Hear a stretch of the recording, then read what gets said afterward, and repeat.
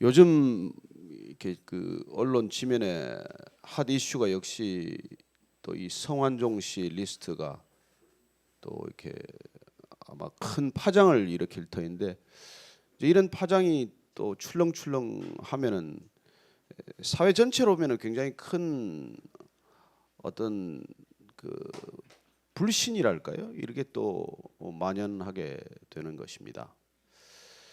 어쩌면 뭐 그 돈을 받았네 안 받았네 그렇게 덧없는 얘기들이 또 오고 가겠지만, 이 사회 정치 구조상 이 결코 척결되지 않는 어떤 그런 구조적인 문제들은 뭐 그때나 지금이나 또 앞으로도 상당 기간 이게 변치 않을 터인데, 이렇게 사건이 터지기만 하면은 그 사건을 둘러싼 현상만 이제 보고 또 이렇게 소란이 계속이 되겠죠. 우리 사회가 여전히 이렇게 뿌리가 약하다는 걸 우리는 보게 됩니다. 어쩌면 소득은 3만 불까지 이르러서 선진국 뭐 진입을 했다고도 주장을 하고 있고, 또 OECD에 속한 국가로서 당연히 이제 국가적인 위상이 높아졌다고도 우리가 믿지만, 그러나 우리의 이 기본적인 어떤 그 도덕적 수준이나 그런 인간관계의 신뢰성에서 이렇게 비춰보면 아직도 턱없이 우리가 그 이렇게 선진국 기준에는 다가가지 못하지 않았나, 그런 우리가 자성을 하게 되는 것이죠. 특별히 저희들이 마음이 착잡한 까닭은 이제 이런 파장들이 생길 때 사회적인 큰 무리를 일으키는 사람들이 왜 그리스도인이냐, 이런 것에 대한 세상의 지탄과 어떤 그런 비난이에요.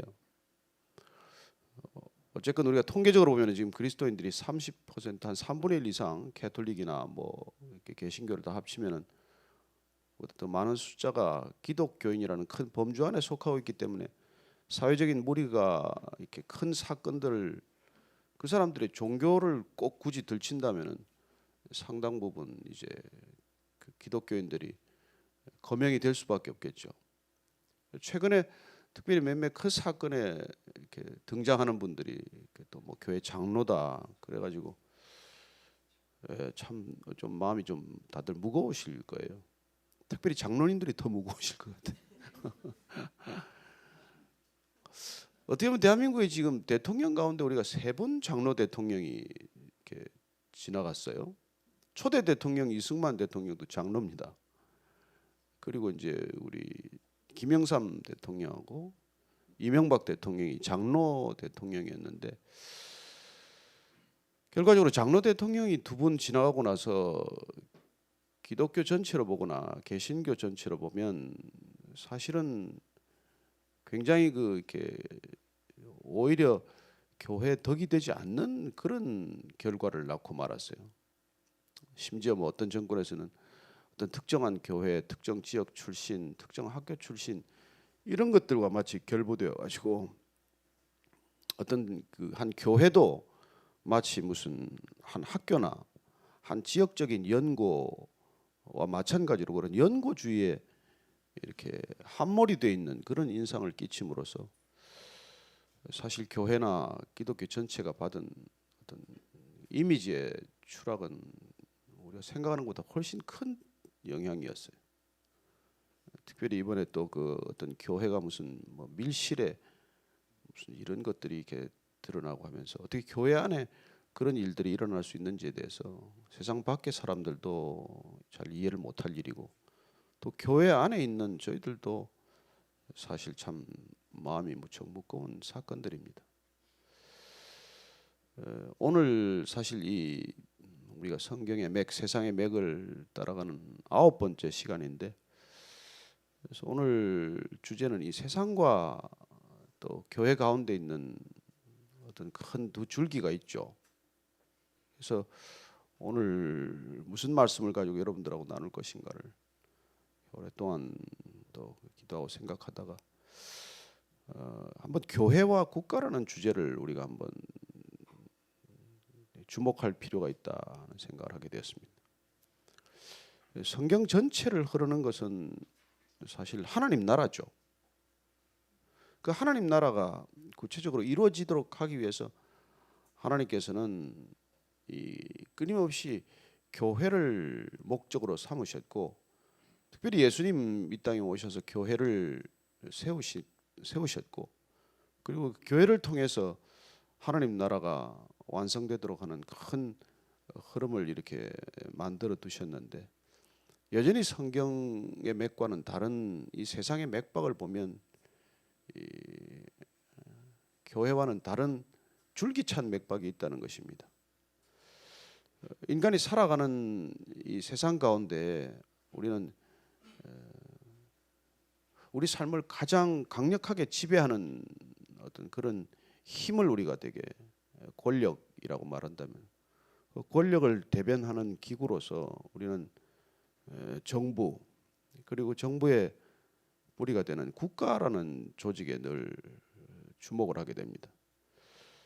성경은 국가적 활동이나 무슨 제국의 활동에 대해서 구체적으로 기록하고 있지 않지만, 교회가 어떻게 세상 권력의 주체인 국가와 어렵고 힘든 관계를 가질 수밖에 없는지에 대한 그런 기록들을 잘 우리에게 보여주고 있습니다.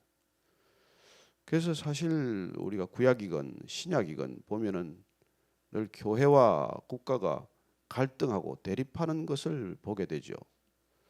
또 단순한 대립이라기보다는 하나님이 부르시는 사람들을 통해서, 그 하나님께서 이렇게 지명하여 부르신 사람들을 통해서 국가 권력에 어떻게 영향을 끼치고, 또 전체적으로 보면 한 국가에 어떻게 하나님의 사람들이 그 큰 영향력을 끼칠 수 있는지에 대한 기록이기도 하죠.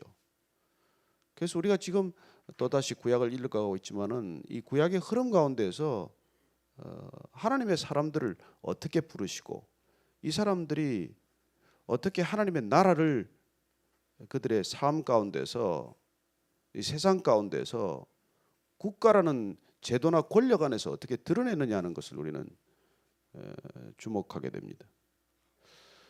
그래서 우리는 뭐 사실 그 믿음의 조상이라고 하는 아브라함조차도 갈대아라고 하는 그 당시로서는 가장 강력한 국가죠.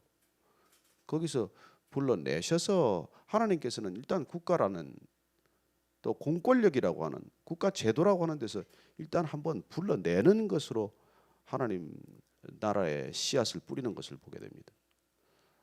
하나님께서는 기존 체제에 순응하고 있는 사람이 아니라 어떻게 보면은 그 기존 체제에서 하나님을 갈망하는 사람, 이 기존 체제로부터 어떤 대안을 갈망하는 사람들, 그런 사람들을 주목하면서 찾고 계신지도 몰라요. 그래서 하나님은 어떻게 보면 한 시대를 바꾸기 위해서, 한 나라를 바꿔놓기 위해서 한 사람을 먼저 부르신다는 것이죠.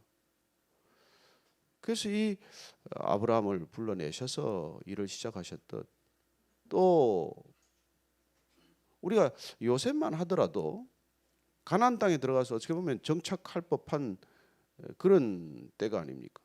벌써 뭐 3대가 지나고 가나안 땅에 순치되고 가나안 땅에서 순응하면서 살아갈 수 있는 한 젊은 청년을 부르셔서, 아니 이해할 수 없는 방법으로 그를 다시 제국으로 들여보내는 것을 우리가 보는 것이 아닙니까? 당시 애굽이라고 하는 막강한 나라에 어떻게 보면 요셉이 파송됨으로써 그 나라가 어떻게 국가적 위기를 수습해가고, 또 한 노예로 팔려왔던 청년이 그 거대한 국가 가운데서 어떻게 믿음의 삶을 지켜가는지를 우리에게 보여주고 계신 것이죠. 그리고 그의 믿음의 삶을 통해서 하나님의 나라의 백성들이 어떻게 인큐베이팅 되는지를 우리는 또 보게 되는 것이죠. 그래서 요셉이 들어가서 사실 야곱의 가족 전체 72명이 다시 애굽 땅으로 들어가서 거기서 우리가 알다시피 200만이라고 하는 하나님 나라의 백성으로 성장하고 빚어지는 것을 보게 되는 것입니다. 하나님의 백성들이 국가 제도와 권력 속에서 한 틀을 갖추어 간다는 것, 이게 하나님께서 어떻게 보면은 하나님의 나라를 이 땅 가운데 완성하기 위해서 세상이라고 하는 그런 이 어머니 모태와도 같은 것이 필요하다는 것이죠. 하나님의 백성들이 온전히 이 죄악된 세상 가운데서 독립된 완전히 별개의 어떤 그런 삶으로 빚어지는 것이 아니라 세상 가운데서 세상 속에서 하나님께서 또 이렇게 빚어가는 것을 보게 됩니다. 그래서 때가 이르면 그 세상 가운데서 다시 불러내셔서 하나님께서 새로운 정체성을 부여하시고 또 그 백성들을 새로운 정체성으로 일깨우고 나면은 그 백성들을 다시 세상이라고 하는 국가 속으로 다시 파송하는 걸 보게 되는 것이죠. 그래서 우리는 이 세상과는 결코 분리될 수 없는 삶을 살 수밖에 없어요. 하나님의 백성들이란 하나님 나라에 속한 동시에 세상 나라에 반드시 속할 수밖에 없는 것이죠. 우리가 이 땅을 살아가면서 무슨 다른 길이 있겠습니까?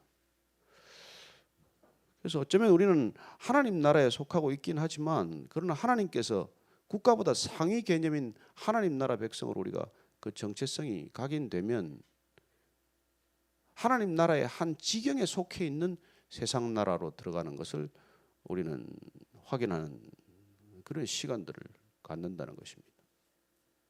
우리가 한동안에 하나님의 뜻에 관한 논란이 많아서 이게 과연 뭐 일제 식민 지배나 6.25 전쟁이 하나님의 뜻인가 아닌가에 대한 논란이 있었지만은 하나님의 뜻은 분명히 아니죠. 그건 오해가 되어서는 안 되는 일입니다. 그러나 그 모든 것들이 하나님의 주권 아래에 있다는 데 대해서는 또 우리가 논란할 필요는 없어요. 우리가 이 땅에 사탄조차도 하나님의 주권 아래에 있다는 것을 우리가 분명한 믿음으로 고백하기 때문에 이 땅에 일어나는 모든 것들이 하나님의 통치 아래에 있다는 것입니다. 하나님께서 통치하는 방식이 우리가 이해할 수 없는 방식이어서 왜 악을 단숨에 뿌리 뽑지 않느냐? 왜 하나님 이런 것들을 그냥 보고 계십니까? 어떻게 저렇게 사악한 나라를 들어서 우리를 연단할 수 있습니까? 이런 곳곳에 볼멘 소리, 불만의 목소리, 이해할 수 없는 그런 외침이 우리 성경에 곳곳에 기록이 되어 있지만 그러나 우리가 하나님께서는 토기장인 내가 그릇 하나를 쓸 권한이 없겠느냐라고 우리한테 물으시는 것이죠. 하나님께서 그릇을 어떻게 만들어 쓰시건 어떻게 빚어 쓰시건 그 그릇을 어떻게 깨뜨리건 사실 그건 하나님의 주권에 속한다는 것입니다. 그래서 악을 다스리시는 하나님이시지만은 그 악이 어떤 시대적 역할을 감당할 것인가에 대한 결정은 우리가 그렇게 선뜻 우리가 속단할 수는 없다는 것이죠. 그래서 우리는 이 시대를 관통하면서 어떻게 보면 이 제국들이 끝없이 흥망성쇠하는 것을 우리는 역사적 과정 속에서 보게 됩니다. 한 번도 국가가 없었던 적이 없어요. 그리고 그 국가들은 끊임없이 기회만 닿으면 닿는 대로 제국이라는 꿈을 늘 그렇게 꾸어가고 있다는 것을 봅니다. 지난번에 어떤 누군가 그 5대 제국과 성경에 관한 책을 쓰긴 했습니다만은 그리고 하나님 나라가 그 제국의 흥망성쇠라고 하는 제국사와 궤를 같이 흘러가고 있다는 것이죠.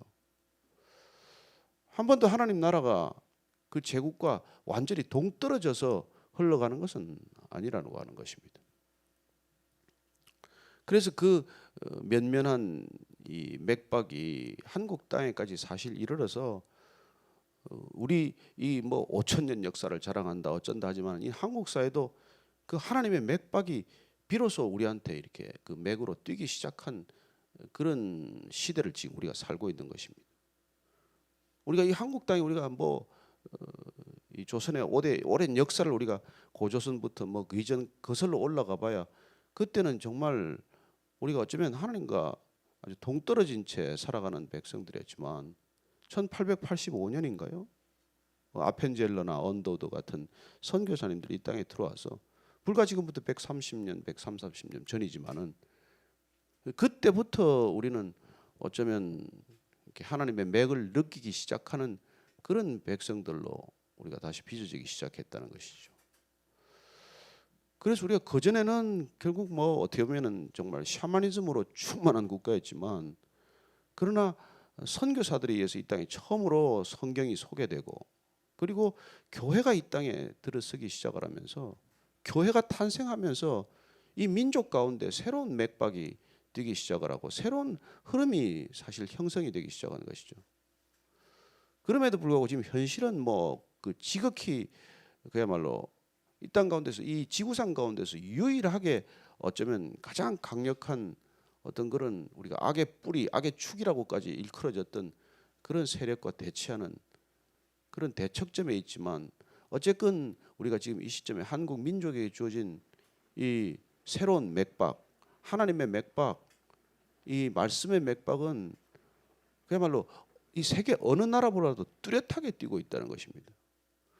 지금 전 세계가 다 교회가 지금 뭐 이렇게 보면 퇴조기에 들어갔고 한국도 지금 그 궤를 따라가고 있긴 하지만 그럼에도 불구하고 이게 남아 있는 그리스도인들은 세상의 어떤 그리스도인들보다도 조금 죄송한 표현만 쓰자면 유별난 그리스도인들이고 세상 사람들이 볼 때 도대체 저 한국 땅에 있는 그리스도인들은 뭐 하는 사람들인가 할 정도로 정말 그렇게 이렇게 열정적인 그리스도인들이에요. 아침마다 일어나서 예배드리는 사람이 어디 있습니까? 에? 정말 그냥 무슨 아침 예배 드리다가 그냥 순교하겠다고 작정한 사람들처럼 나오는 나라가 없잖아요, 도대체. 뭐 다들 뭐 아침 묵상도 하고 말씀 묵상도 하지만 하여튼 우리 참 한국 사람들의 이 정말 교회 사랑도 유별나고 어떻게 보면 우리가 부정적인 그런 뭐 더러 지적도 받지만은 그러나 세계 어디를 보더라도 유래를 찾을 수 없을 만큼 그런 열정적인 신앙의 맥박이 있다는 것입니다. 그래서 한국 사람들은 뭐 어디를 가나 제일 많이 수출하는 게 교회라고 그래요. 또 뭐 일리가 있는 얘기죠. 가면 뭐 남들은 한두 개 교회 간신히 세우는데 우리는 뭐 몇 년만 지나면 교회가 수십 개로 쪼개지긴 쪼개지지만 분열되더라도 그렇게 교회가 많아진다는 거예요. 그러나 어쨌든 이 땅에 정말 그 이렇게 하나님의 맥박이 살아뛰기 시작하면서 사실 우리가 3.1 운동만 봐도 그래요. 일제라고 하는 그 제국주의적 침략에 가장 강력하게 맞섰던 게 3.1 운동 아닙니까? 예를 들어서 그런 것들이 나중에 미국의 윌슨 대통령의 어떤 그런 그 이렇게 결정에도 큰 영향을 끼쳤지만은 33일에 독립선언 기초한 사람 중에 16명이 우리가 크리스찬이라는 건 정말 놀라운 일이에요. 그게 벌써 이 땅 가운데 거의 이렇게 하나님의 맥박이 뛰었기 때문에 그나마 그런 운동이 일어났고 이 땅에 진정한 하나님의 목소리가 울려 펴졌다는 것입니다. 그게 윌슨의 그 이 민족 자결주의라는 큰 어떤 그런 원칙을 가지고 2차 대전 이후의 세계사를 결정해 나가는데 굉장히 중요한 어떤 그런 출발점이 된 것이죠. 그 당시에 우리 한국 크리스천들의 비율은 1.5% 미만이었던 걸로 되게 추정을 해요. 예. 그리고 우리가 독립선언, 기미 독립선언을 할 때 전체적으로 크리스천의 숫자는 1.5% 미만이었는데 그 33인 독립선언서를 기초한 사람 숫자에는 그야말로 절반이 그 크리스천이었다는 게 그게 얼마나 놀랍습니까? 그래서 3월 1일 날 우리가 기미 독립 선언을 하고 6월까지 되게 그때 체포된 사람이 거의 9천 명 내지 10,000명 정도가 체포됐는데 그 중에 22%가 기독교인이었다. 그런 통계가 나와 있어요. 그러니 우리가 그야말로 교회 안에 안주한 백성들이 아니라 국가 권력이 부당할 때 어떻게 보면 제국주의적 그런 그 강압과 폭압 아래에서 기독교인들이 크리스천들이 가장 이렇게 양심적으로 본인들의 입장을 표명했고 그리고 저항했고 그리고 어떻게 보면은 민족적인 어떤 그런 애국심도 남달랐다는 것이죠. 저는 그 면면이 흐르는 어떤 그런 맥박이 지금까지 우리 한국 사회에 흐르고 있다고 믿습니다. 그래서 사실은 독재 정권에 대해서도 가장 목소리를 높였고 그래도 인권이라고 하는 기준, 보편적인 가치 기준을 가지고 가장 국가 권력에 대해서 저항하고 독재 권력에 대해서 저항하는 목소리를 냈던 쪽이 그래도 교회였다는 것이죠. 크리스천들이었다는 것입니다. 그래서 크리스천들은 끊임없이 어떤 국가에 대한 관심, 사회에 대한 어떤 교회적 입장 그런 것들을 우리가 이렇게 침묵으로 일관하지는 않았어요.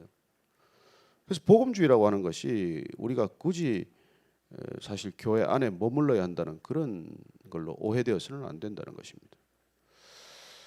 독일의 나치 정권만 하더라도 나치 정권 때 그렇게 극렬하게 저항했던 사람들 보면 칼 바르트나 본 회퍼나 그런 크리스찬들이 아니었다면 그 독일의 나치 정권에 대한 그런 하나님의 음성, 인간의 보편적 기준에 가치에 기준한 그런 양식의 목소리, 양심적인 얘기는 아마 들리지 않았을 거예요.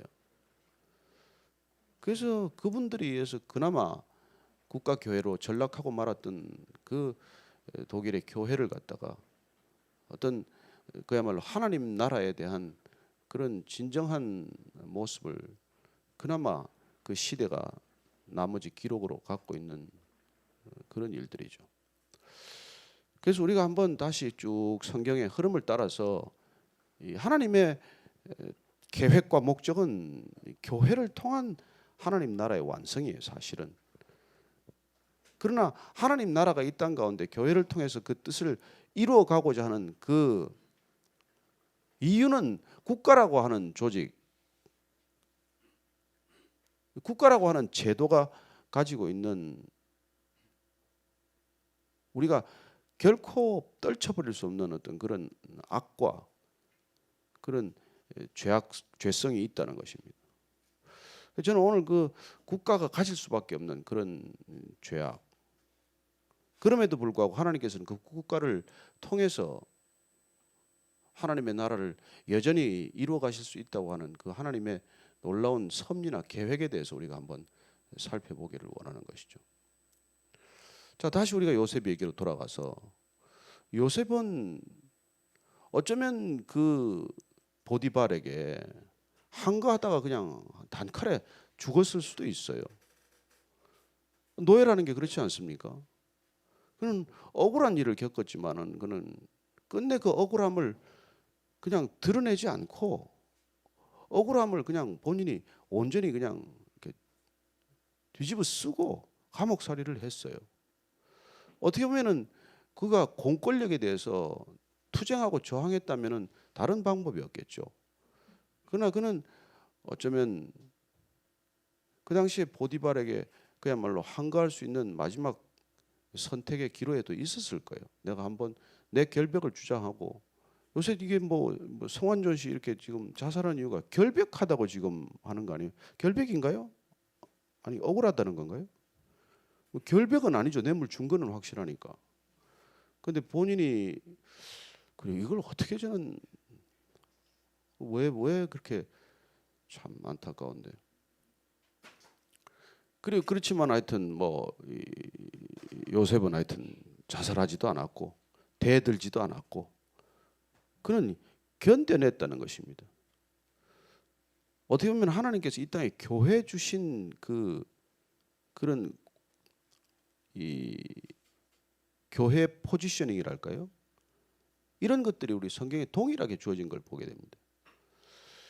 우리는 뭐 요셉을 교회다라고 하면 여러분들이 선뜻 동의가 안 되실지 모르겠지만 하나님께서는 끊임없이 이스라엘 백성들을 통해서 교회를 만드셨고 교회의 모습을 우리한테 보여주고 계신 것이죠. 그래서 그 교회라고 우리가 요셉이 하나님의 사람이었기 때문에 하나님께서 불러낸 사람이었기 때문에 그가 교회라고 우리가 이름 짓는다면 여러분들이 동의가 되든 안 되든 제가 요셉이 교회의 한 모습이라고 저희들이 이렇게 우리가 인정할 수만 있다면은 그는 도대체 어떤 교회를 그 당시에 이루고 있었느냐는 것이죠. 그는 그 땅에 가서 결국은 72명의 가족들과 함께 첫째는 분리된 상태를 처음에 살죠. 고센 땅에 가서 그는 바로의 밑에 있지 않고 바로의 땅, 바로의 통치권 아래 들어왔지만은 바로의 통치권의 직접적인 영향을 벗어나서 그는 고센 땅에 하나의 공동체를 형성해 놓고 있는 것이죠. 그리고 이스라엘 백성들은 끝내 그 공동체가 400년 동안 결국 애굽의 바로 치하에 있지만은 바로의 백성들과 결코 섞이지 않는 끝까지 민족적 정체성, 하나님 백성이라고 하는 그 백성으로서의 정체성을 지켜가는 그런 백성들로 남아 있었다는 것입니다. 그게 우리가 나중에 지금 되돌아보니까 지나치게 선민의식이었다라는 비판을 하지만, 그러나 여러분 400여 년간 노예살이를 하면서 그 하나님 백성으로서의 정체성을 지켰다는 건 대단한 일이죠. 그게 어쩌면 상류층이 아니었고 가장 낮은 노예 계층이었기 때문에 지켜졌을 것입니다. 누가 노예하고 결혼하겠어요? 통혼 정책을 펴더라도 그래도 집안끼리 무슨 명함이라도 낼 만한 집안하고 통혼을 해야지. 그래서 왜 하나님께서 이스라엘 백성들을 노예로 남겨두셨냐는 것이죠. 여러분, 이스라엘 백성이 이스라엘 백성답게 남을 수 있는 방법은 그 제국 아래에서는 노예로 사는 길밖에 없어요. 그거 한번 생각해 보셨습니까? 우리는 보면 억울하죠. 왜 노예로 살아야 되냐? 왜 하층민이어야 되냐? 지금 여러분 기독교가 여기 우리 한국 땅에 들어서 너무 엘리트화하는 바람에 이 모양이 된 것이지, 기독교가 하층민의 기층민의 신앙으로 남아 있을 때는 오히려 순수성이나 그런 것들을 확실히 지금 더 지키고 있는 그런 신앙이에요. 하나님 신앙이란. 지금 무슬림 땅에서나 힌두 교 아래서나.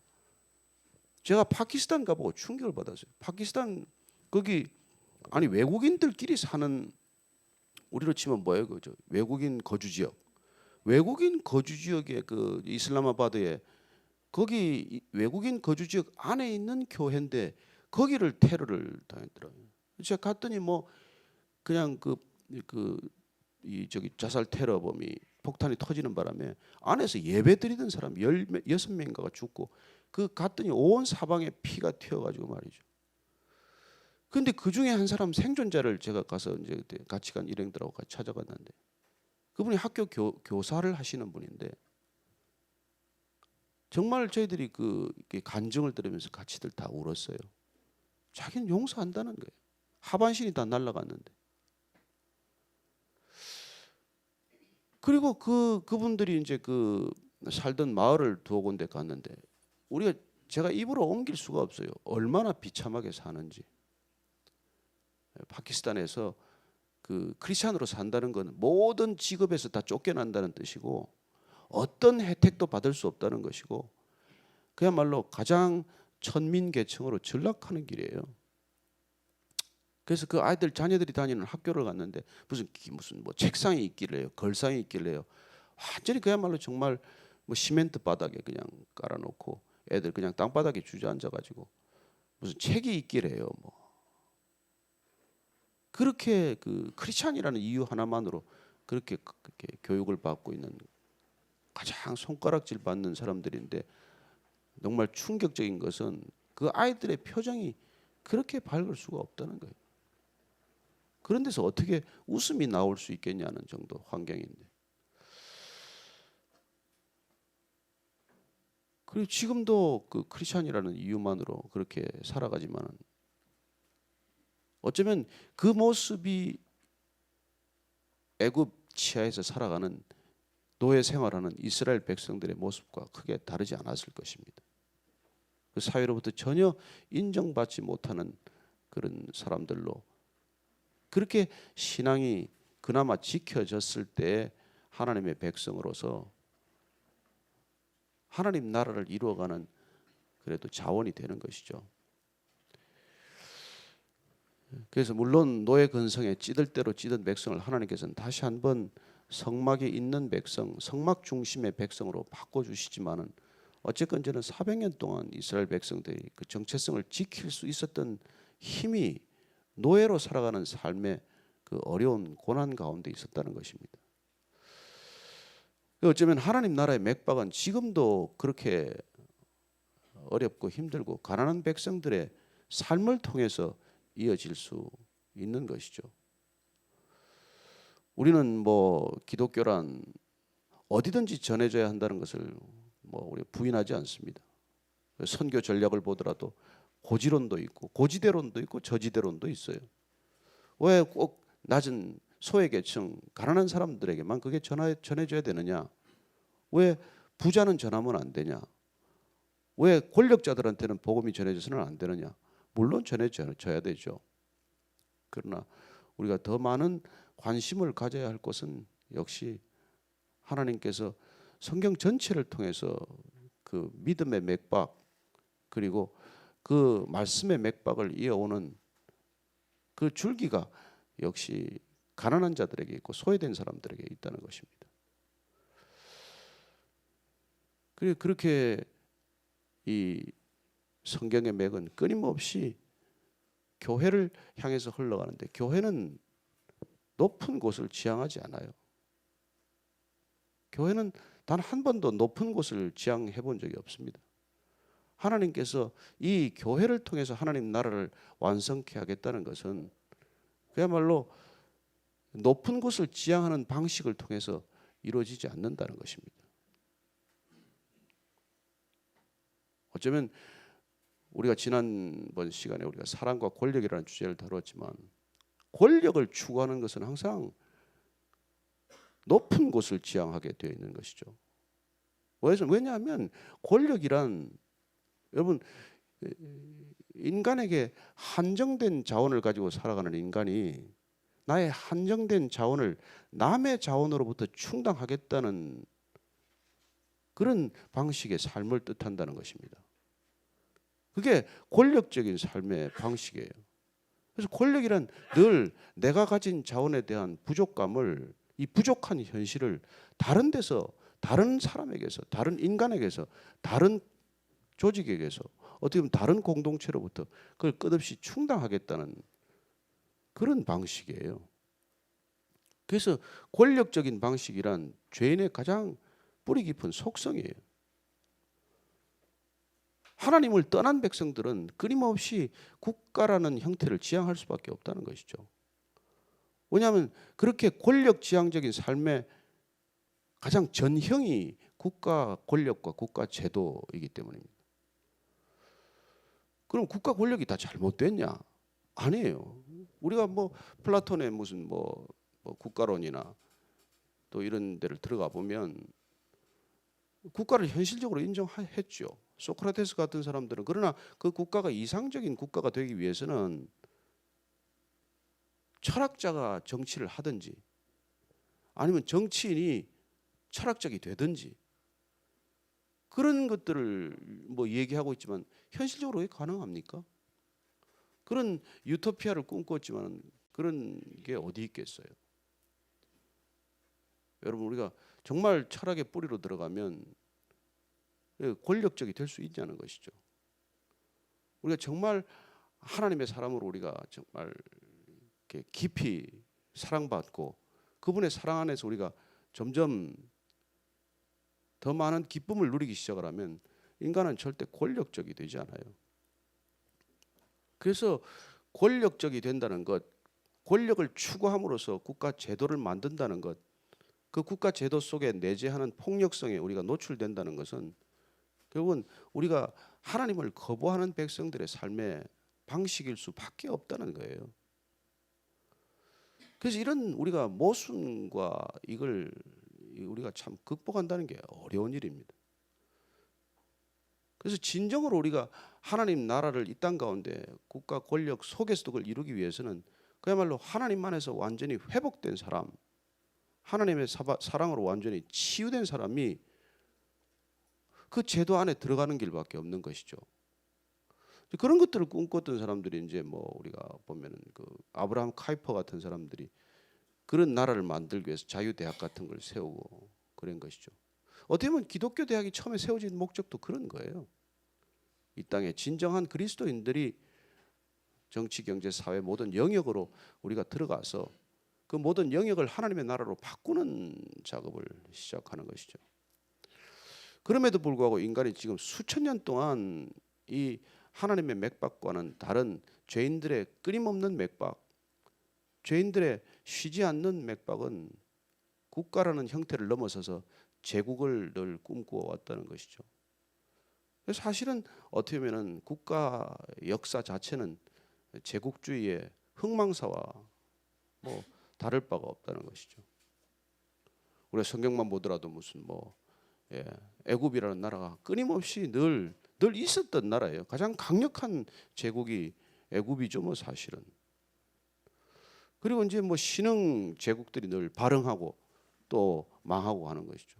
우리가 뭐 보는 뭐 아수르나 무슨 뭐 바벨론 제국이나 또 헬라 제국이나 뭐 로마 제국이나 그런 제국의 그 끊임없는 역사를 타고 사실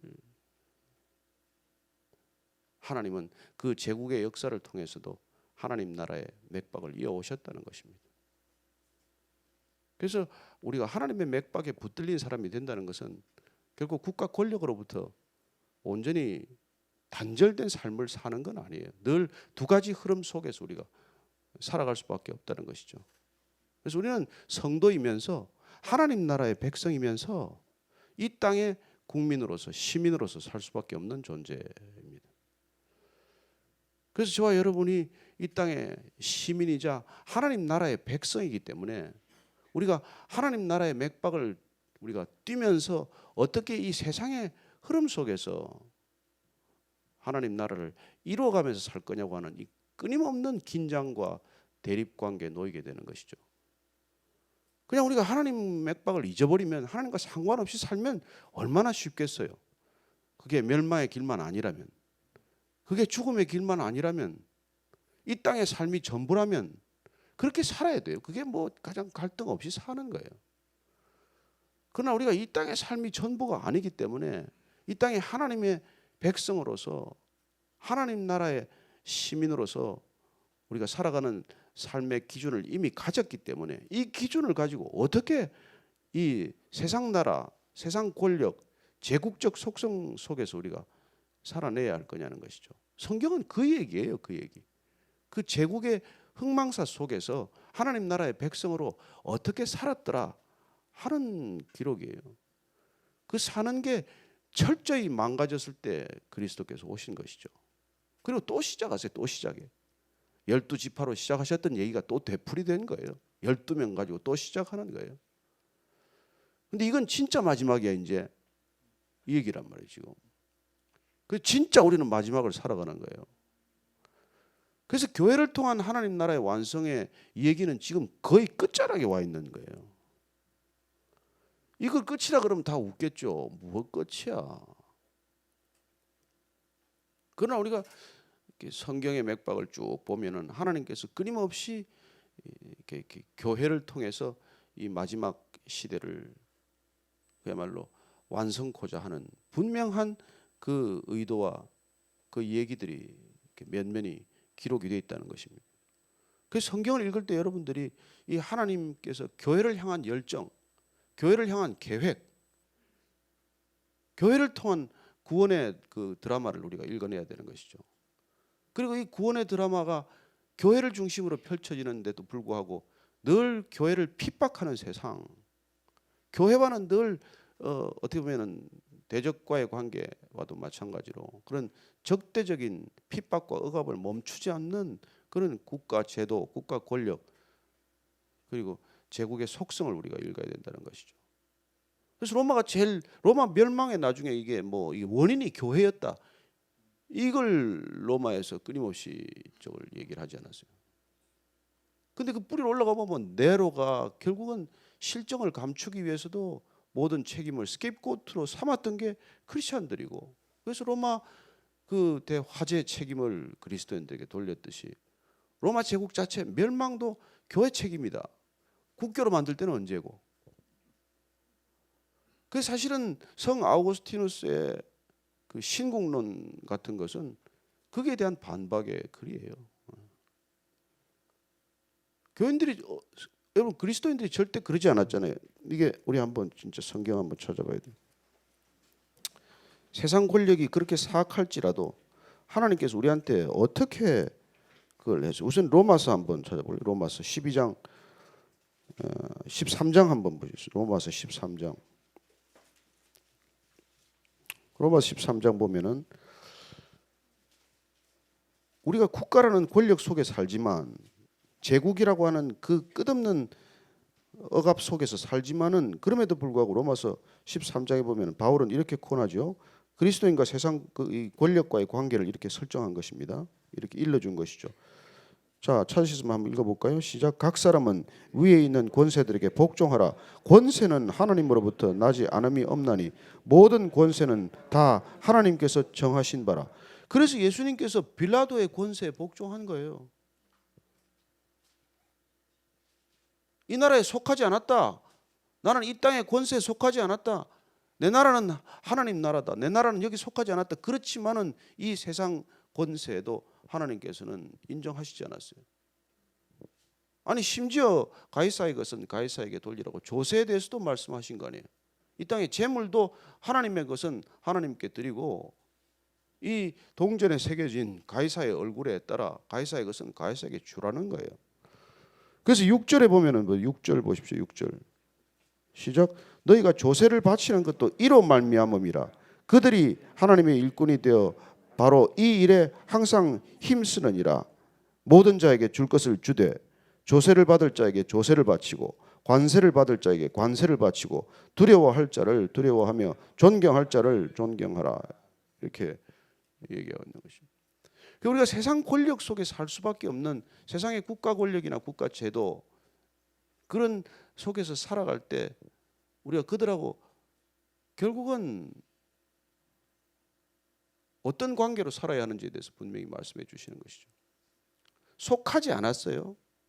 근데 이걸 제일 이게 참 뭡니까 잘 정리해 주는 사자성어가 화이부동이에요. 화이부동. 그들과 함께 지내지만은 같이 사는 건 아니란 말이에요. 같은 삶은 아니란 말이에요. 그들과 화평하고 지내지만 그러나 그들과 같은 삶을 사는 그런 같은 정체성을 지닌 존재는 결코 아니라는 것이죠. 그러니 얼마나 이게 어렵습니까? 우리 힘으로 이게 견디기가 어려우냔 말이에요. 여러분 싸우고 사는 것도 쉬워요. 안 보고 사는 거 쉽습니다. 그러나 우리가 안 싸우고 같이 사는 게 힘들잖아요. 그래서 부부가 제일 힘든 거 아닙니까? 아닌가요? 안 그런 체 하지 마시고. 왜냐하면 절대로 부부는 부동에 같지 않아요. 얼마나 다르면 화성에서 왔고 한 사람은 금성에서 왔다고 그러겠어요. 그러니까 전혀 다른 두 사람이지만은 화이부동. 그게 하나님 나라의 속성이란 말이에요. 하나님 나라는 그런 놀라운 능력을 우리에게 주셨다는 것입니다. 그래서 하나님의 백성들만이 화이부동할 수 있다는 거예요. 그러면 국가 권력 속에 있더라도 국가 권력이 가지는 폭력성 때문에 정말 그건 토마스 홉스의 표현대로 만인과 만인이 투쟁하고 갈등하는 곳이에요. 국가란 그런 곳입니다. 그 홉스가 그렇게 정말 이렇게 명언을 남겼어요. 만인 대 만인이 투쟁하는 곳이 이 국가 권력 기관이라는 것이죠. 그런 속에서 죄인들끼리도 도저히 함께 살 수 없는 그 세상 한가운데 그리스도인이 가야 그리스도인이 있어야 비로소 같이 사라진다니까요. 그리스도인 때문에 안 망한다는 걸 알겠습니까? 그 사람들이? 그걸 세상이 몰라요. 그러나 하나님께서는 그들도 구원받을 기회를 위해서 그들도 궁극적으로 하나님 나라의 백성으로 삼기 위해서 지금 죄인들이지만 지금 죽어가고 있지만 그렇게 내버려두면 다 죽지만 거기에 그리스도인들이 들어감으로써 교회가 거기 들어감으로써 국가라고 하는 조직이 망하지 않는다는 그 사람들이 어떻게 알겠어요? 모르니까 박해하지요. 그래서 그 당시에 그리스도인들이 로마 황제를 위해서 기도했어요. 그래서 디모데한테 이렇게 얘기합니다. 디모데서 한번 보십시오. 디모데서.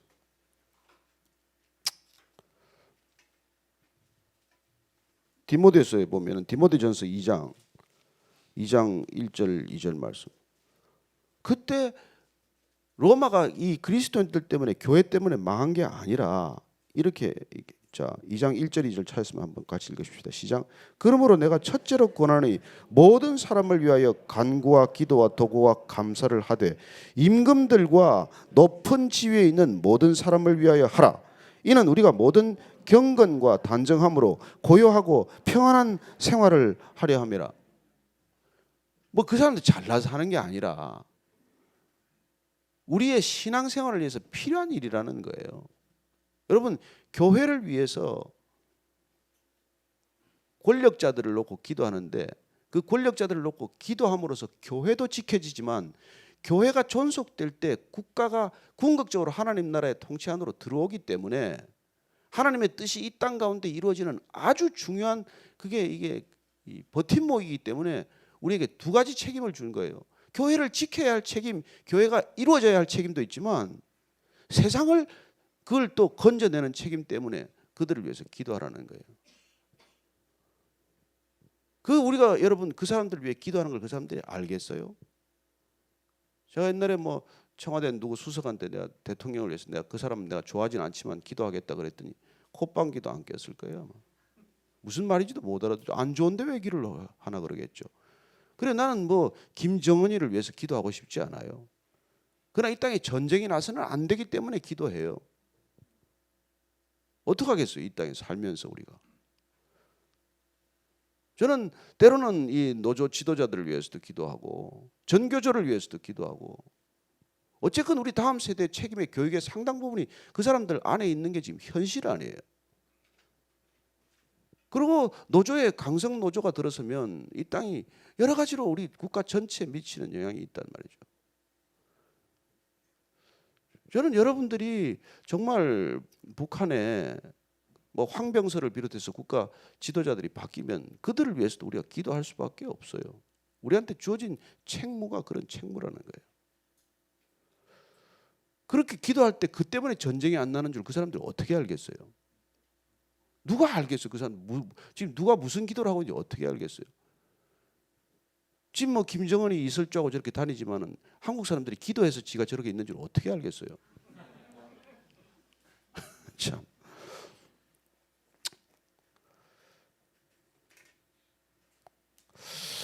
그래서 저는 정말 이 하나님께서 이 교회를 통한 이 놀라운 구원의 큰 계획이 국가 안에서 일어나고 있다는 이 현실 때문에 우리가 이토록 힘들 수밖에 없다는 걸 여러분들이 잘 이게 이해를 하셔야 한다는 것입니다.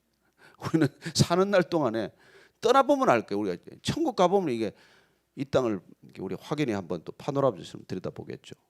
어떻게 이 세상이 존재하고 있는지를 우리가 그때 가야 알 거 아니겠습니까? 하나님께서 왜 악의 축과도 같은 이 국가 제도를 내버려 두는지. 여러분 국가 제도는 차선의 악이에요. 차악인데 가장 큰 악을 다스리는 하나님의 어쨌든 인정한 방법이란 말이에요. 여러분 국가가 없으면 이 사회는 존재 못해요 또. 아니 여러분 정말 무슨 어떻게 밤거리를 다니겠어요? 어떻게 우리가 무슨 가정집이라고 그렇게 집을 지니고 살겠어요? 여러분 아무리 악한 권력도 악의 뿌리보다는 낫다는 거예요. 그러니까 최악보다는 차악을 택하는 게 국가 권력이에요. 그 국가 권력을 통해서 어쨌든 전체가 지켜지도록 하는 그 큰 틀 안에서 교회가 날마다 생명수처럼 고급이 되는 거예요. 그래서 그 악이 살아가는 이 어떻게 보면 혈관이 교회인데 그걸 어떻게 알겠어요? 이 세상이 그 비밀을 어떻게 알겠어요? 모르니까 십자가에 못 박아 죽이죠. 그러나 십자가에 못 박아 죽였지만 십자가에서 흘린 피 때문에 이 악이 살아있다는 걸 또 어떻게 알겠어요? 그렇게 그 악을 살리는 목적이 뭐예요? 궁극적으로 하나님께서는 영혼으로 건져 올리는 일을 지금도 하고 계신다는 것입니다. 오늘 갔나 오늘 아침에 갔더니 우리 보기어 갔더니 이제는 상어도 비리비리하게 죽었더만. 왜냐하면 그 상어 새끼 한 마리 넣어가지고 거기 그 복을 늘 살아있게 만드는데 상어도 역할에 지쳤는지 이제 뭐 상어도 쭉 늘어져 있더라고요. 보니까 복도 몇 놈 늘어져 있고 상어도 큰 늘어져 있는데 그게 상어가 돌아다녀야 된단 말이에요. 상어가 돌아다녀야 이게 복이 좀 살아서 팔딱거리다가 잡을 때 좀 싱싱하게 잡히는 건데. 그래 우리가 이 교회와 국가라고 하는 것들을 지금까지 볼 때 우리가 역사적으로 볼 때는 반드시 국가가 교회를 지배해야 된다 하는 생각을 가진 사람들도 있었어요. 또 교회가 역으로 국가를 지배해야 한다는 것도 있었죠. 원래는 하나님 나라의 통치 신정은 국가 권력 자체가 교회에 종속된 형태죠.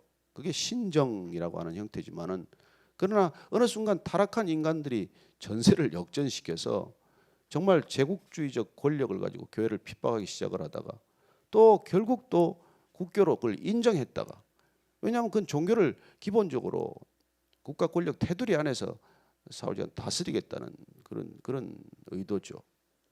그러다가 결국은 우리가 중세 이 암흑 시대로 오면은 또 교권 우위의 시대를 또 경험합니다.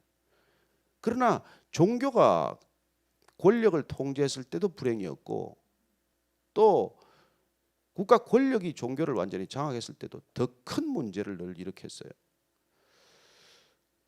사실은 이 국가 권력과 종교의 관계는 사실 예민한 문제고 그렇게 쉽게 우리가 결론 낼 일은 아닌 것이죠.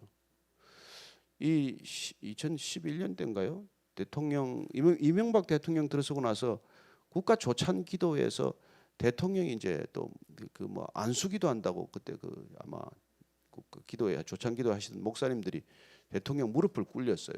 그 사진이 나가는 바람에 온통 나라가 또 시끄러웠어요. 이 장로 대통령이 또 서울시장 때는 서울시를 또 하나님한테 드린다고 그랬다가 또 그때 난리가 났죠.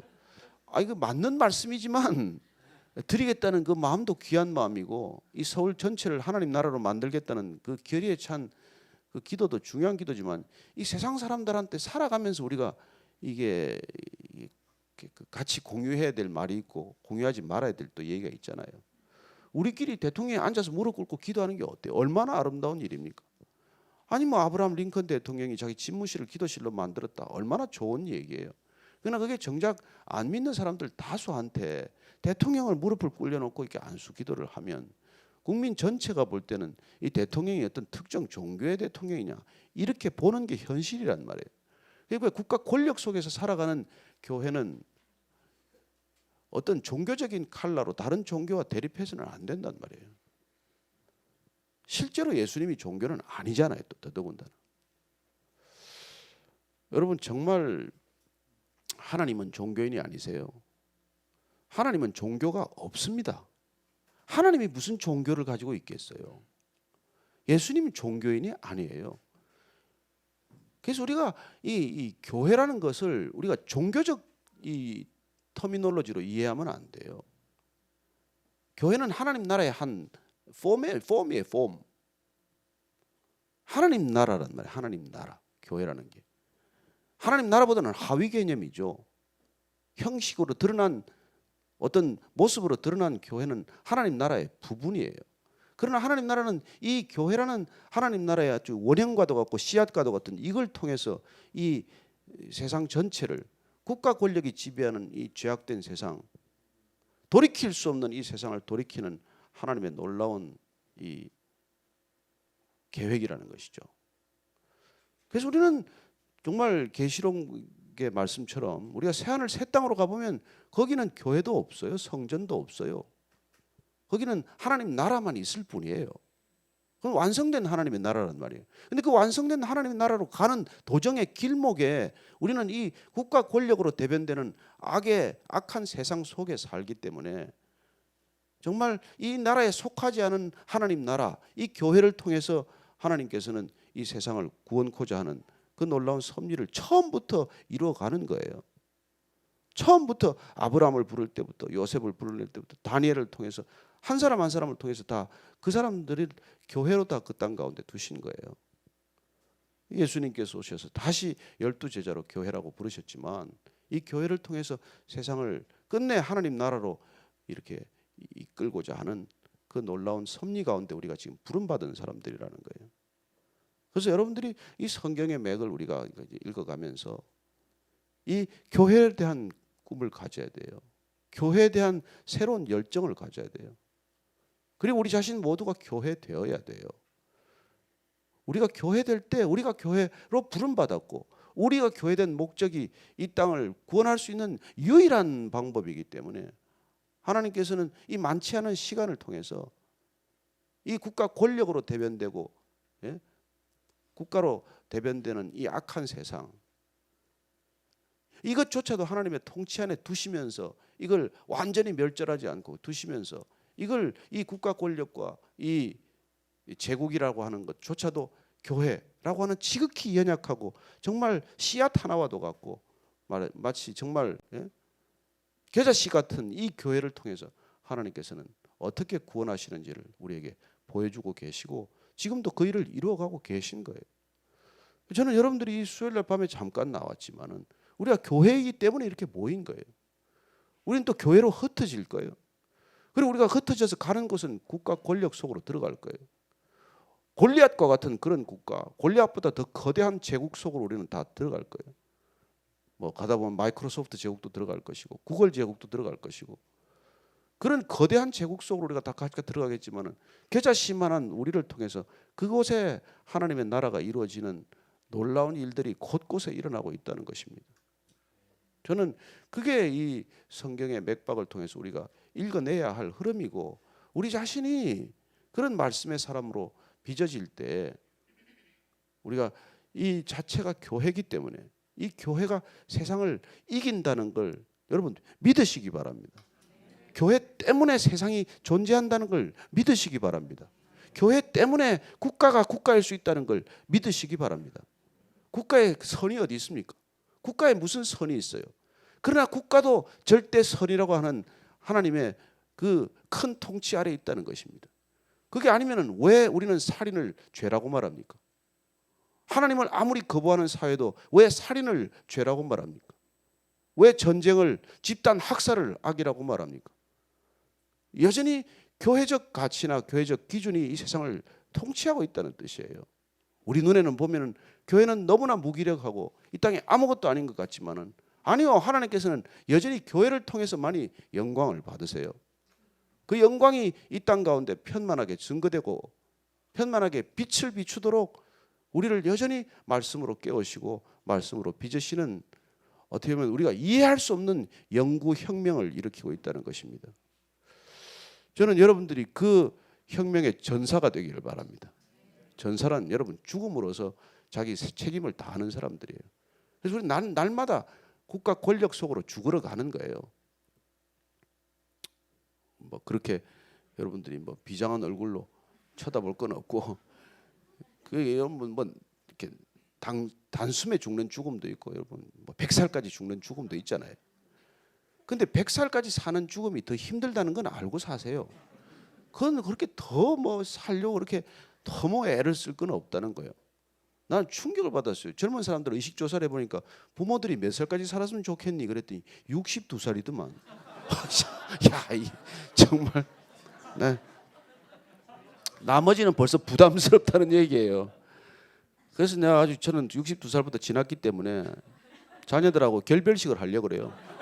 그러면 좋다, 우리 서로 결별하고 너도 나한테 더 이상 기대하지 마라. 나도 네한테 기대하지 않겠다.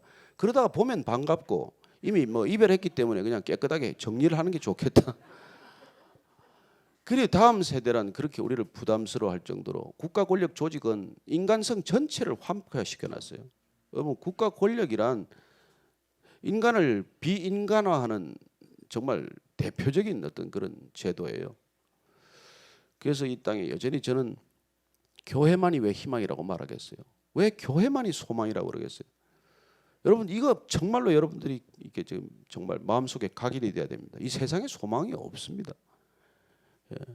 그래서 이 교회가 한 줄기 빛처럼 생명처럼 소망으로 존재하기 때문에 국가가 존재한다는 거예요. 국가가. 그래서 그나마 교회 있는 국가가 국가 같은 꼴을 하고 사는 거예요. 교회 없는 국가를 보십시오. 그게 국가인가? 그냥 단순히 폭력 조직이죠. 그렇잖아요. 교회가 있는 나라가 그나마 나라 꼴을 갖추고 살지 교회 없는 나라를 보십시오. 그것도 모르고 교회를 핍박하지. 그걸 알면 어떻게 핍박을 하겠어요. 그래요. 이 세상 전체를 띠는 하나님의 맥박은 교회를 통해서 공급된다는 것입니다. 교회의 맥이 뛰기 때문에 이 세상에 국가의 맥이 뛰고 있다는 것. 그걸 세상은 모를지라도 저와 여러분은 알아야 된다는 것입니다.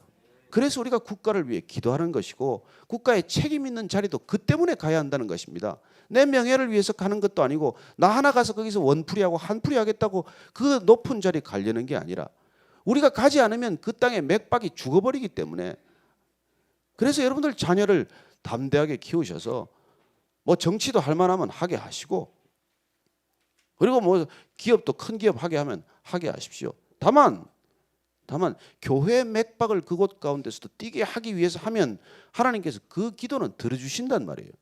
그래서 세상을 구하는데 안 들어주시겠어요? 세상 구하러 간다는데 세상 안 주시겠어요? 내가 세상 끝날까지 너희와 항상 함께하리다. 왜 세상 끝날까지라는 말씀을 쓰시겠어요? 그 세상이 우리 때문에 끝날이 영광스러워야 한다는 하나님의 절박한 심정이에요. 오늘 우리가 또 이 강의를 마치면서 한 주간 삶 동안 정말 여러분들이 가는 이 거대한 국가 조직 같지만 그러나 우리의 맥박이 살아뛸 때 우리가 말씀의 맥박으로 생명의 맥박으로 사랑의 맥박으로 아니 교회의 맥박으로 살아있을 때만이 이 나라가 나라다울 수 있을 줄로 믿으시기 바랍니다. 그 맥이 죽으면 나라 곳곳이 썩어서 냄새가 문드러져서 코를 뜰 수가 없어요. 어떻게 군에서 그렇게 여러분 전쟁할 무기를 속이고 그렇게 살 수 있습니까? 어떻게 정치하는 사람들이 그 맨날 선거 때만 되면 돈 몇 천만 원 가지고 매덕 가지고 그렇게 왔다 갔다 합니까? 그래요. 그게 다 이 맥이 죽어서 그런 일들이 일어난다는 것이죠. 저 여러분들 이 맥박이 우리 자녀들에게 이어지게 되기를 축원합니다. 자녀들이 그렇게 살아있는 교회 맥박되도록 교회를 떠나게 내버려 두지 마십시오. 교회는 안 나와도 좋습니다. 그러나 가정이 교회되게 하시고 자녀들과 함께 교회될 때는 그 맥은 그렇게 죽지 않을 것입니다. 기도하고 마치겠습니다. 하나님 아버지, 세상의 거대한 맥박이 마치 우리를 너무 왜소하게 만들고 우리는 아무 소망이 없는 것처럼 그렇게 여기게 만들지만 아니요, 주님께서는 교회만이 소망이요 교회 맥박을 통해서만이 이 세상의 맥이 뛸 수 있음을 저희들에게 가르쳐 주셨사오니 하나님 아버지, 한 주간의 삶 동안 저희들의 이 벅찬 맥박, 하나님의 기쁨, 하나님의 소망, 하나님의 믿음으로 뛰는 맥박이 이 땅을 살리는 맥박 되게 하여 주옵소서. 예수님 이름으로 기도합니다. 아멘.